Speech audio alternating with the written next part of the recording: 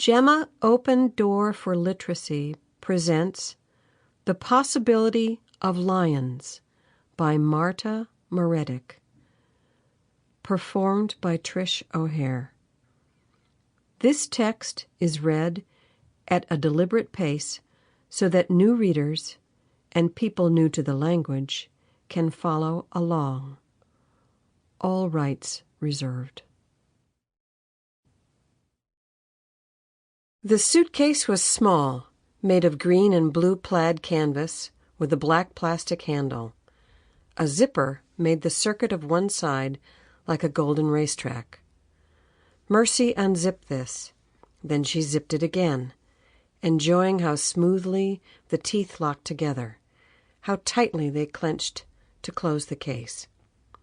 Then she unzipped the lid completely, flipped the soft top back, and began to fill the suitcase with her most precious things. She knew the problem with having too many treasures, or ones that were too big. You couldn't carry them. Mercy kept hers small and portable. She knew what mattered. A large box of crayons, the thin grown-up kind, with skin color included. A pad of paper.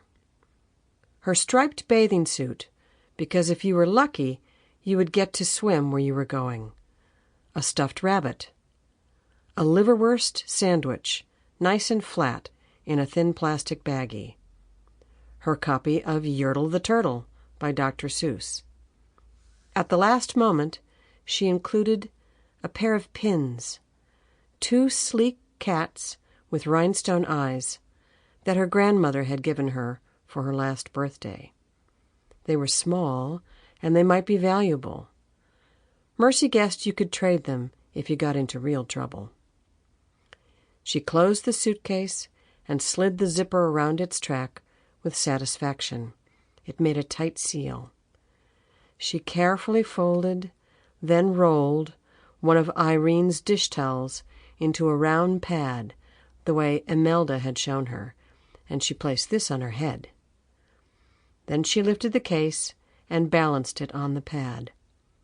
After a moment, she took her hands away and began carefully to walk. She went down the long, shadowy hall, using smooth, ladylike steps. Her rubber flip-flops kissed her heels lightly as she went. She glided past the room her father was using as an office. A few steps farther took her past the door to her parents' room, closed and locked. She paused and listened, but heard nothing. It was Saturday morning. From the family room came the sound of cartoons, screeches, bangs, the roar of canned laughter. Stephen would be up and watching in his pajamas, soupy brown Cocoa Puffs dissolving in a bowl, his eyes still swollen with sleep or crying. Mercy slipped through the living room to avoid him. She managed to pull open the heavy glass sliding door with one hand and descend the cement steps onto the patio, head held high, with only a slight wobble when she bumped the corner of the suitcase against the doorframe. Outside, the sun had just come up over the tall redwood fence, but the day was already hot.